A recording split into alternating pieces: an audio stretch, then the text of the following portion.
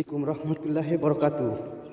হিন্দু মুসলিম সবার জন্য এই আমলটি সমান, কিন্তু যারা ইমানদার তাদের জন্য ঠিক আছে। যারা বেয়াদব ও বেয়াদিন তারা এই আমলটি করে বিপদে পড়বেন না।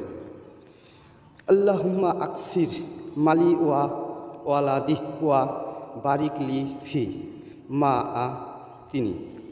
হে আল্লাহ, আমাকে ধন সম্পদ দিন, সন্তাদিতে ও বরকত দিন, এবং আমাকে যা দিয়েছেন তাতে বরকত দিন।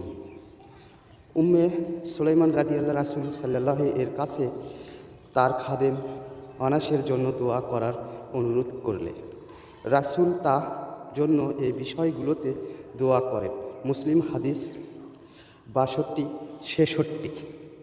ও ধন সম্পদ লাভের বৃদ্ধির এই দোয়াটি আপনারা প্রথমে 11 বার দুরূদ ইব্রাহিম, তারপরে এই দোয়াটি 11 বার আপনাকে পাঠ করে নিতে হবে পবিত্র হয়ে। আশা করি এই ধরনের ভিডিওগুলো পেতে হলে সাথে থাকবেন। আজ এই পর্যন্তই। খোদা হাফেজ।